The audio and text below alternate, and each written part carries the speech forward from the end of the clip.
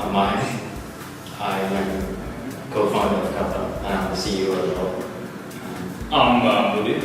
I'm again co-founder of Katha.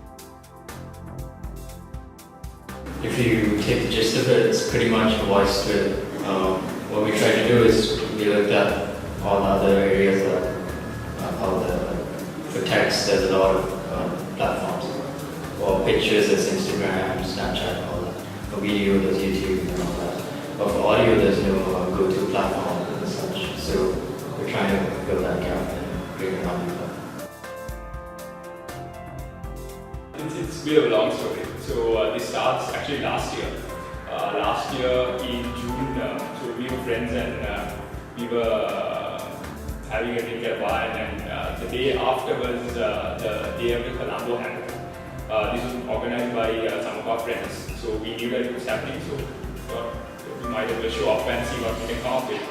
The next day we showed up with no idea, nothing prepared, and the other teams were actually very well prepared. And surprise, surprise, the guys who happened to be judging were guys who were involved with the Lankan Angel Network. And they put us through into this venture competition called Venture Engine last year's round. So we suddenly found out others in this competition, and essentially what we are doing is come up with a business plan around the idea and to sort of fine-tune it going by their feedback. So we somehow made it to the final round of Venture Engine last year, and we were told that they're keen to fund us. So afterwards there was a bit of negotiation and back and forth between us and them. And at the beginning of this year, essentially around March, we settled on the investment. So we got some investment from the Lankan Angel Network, and we started out. So that's when the development of the application process started. I would say it's a combination of something like Snapchat and something like WhatsApp. Because you can send messages to people, but at the same time you can also broadcast and people can subscribe to your channel. So more accurately it would be a combination of maybe Snapchat and YouTube together with audio. So if you look at it, a lot of apps now can do voice messages, like WhatsApp can do it, Messenger can do it. And I think other than that, I think maybe like something we didn't harp on until now is the fact that this is essentially a marketplace for people who can create useful, interesting voice content.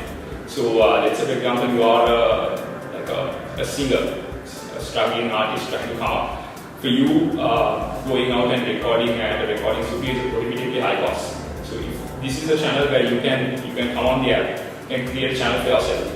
You can charge people for subscribing to your channel, and you can put out your music. So it's an easy way for anyone who can create useful voice content. Anyone from artists to, let's say, an expert in a certain subject, like an expert who offers people investment advice on the stock market. So anyone can create a channel for themselves, sort of market themselves. Yeah, so the marketplace, the voice and messages.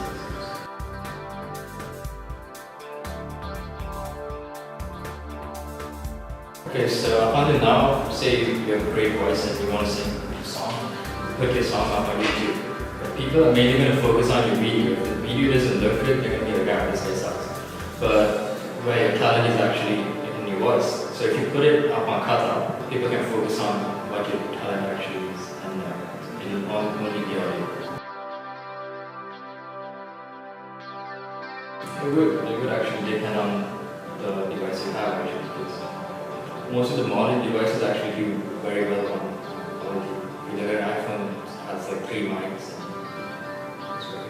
And the thing is, we also, for people who have channels, people like artists, we offer them the ability to upload a file from their PC. So they can record it elsewhere if they actually if they're very concerned about quality and they have the infrastructure. So they can go record it using any equipment and upload it to their Katha channel. So there is no real barrier there as such. We would like to think of ourselves as podcasting reimagined. So with podcasting, where it's a huge process, you record your thing, put it up on iTunes, maybe. So with ours, it's basically podcasting, but for smartphones, it's very immediate. It's at 5 minutes for now, but we can increase it. We are currently working on the final kicks, so in a couple of weeks we would launch it in beta and then another week or so maybe. iOS and Android. It is entirely free, it's free to use, free to sign up as a channel, free to be verified, but if a channel provider would like, they can charge a subscription fee for people to subscribe to their channel, a monthly fee. Depends on if it's a message, it gets deleted right away, kind of like Snapchat. But if it's a published message, it will stay up there until they decide to delete it. So essentially, since we are trying to make ourselves the marketplace for voice content, we are trying to do all the possible combinations that you can do with voice. And one thing obviously is ask and answer. So for example, one of the channels that I signed up for this type of channel is Yamu. Yamu is a very well-known city guide and restaurant aggregator and reviewer platform. So let's say for example you are a tourist, come to Colombo, you have maybe 2 days to spend here. It's Friday night and you want to find out what's a good place to go and you have a certain budget and so forth. So if you are subscribed to the Yamu channel, you can just shoot them a message saying this is where you are, what's like a close place to go to do this, and they'll get back to you. So it's a sort of a concierge service that they're delivering over this. And they actually do get like, we know them and they told us that they actually get like a lot of calls right now. They can't really make any money out of like answering those calls. So it's a way for them to actually do that. There isn't any direct competitor as such because simply because what we are doing is a little odd. It's not something that a lot of people have thought to try out up until now, mainly because of 2 issues. Firstly, technologically there were some obstacles in trying out something like this. The infrastructure needed and amount of data usage that we'd be consuming, it was a bit of a barrier up until maybe 2-3 years ago. Until cloud computing and all those associated services reached their current scale. So that, and secondly, the fact that most guys are not, even though we use phones and phones have really good mics and receivers, everything really well built for talking, we hardly talk on the phone anymore. So that has culturally sort of taken a backseat to texting. So because of that, everyone's been focusing more on the texting messages. Because of that, we don't have really like any direct competitors, but anyone who sets out to, there are a few guys we see in the market like building voicemail apps mainly. So they could be, I guess, indirect competitors. There's a lot of voice apps that are coming out these days because people are seeing that the same thing you said. But what they mainly do is basically build a voice WhatsApp. You can talk voice, whereas we're trying to build a channel.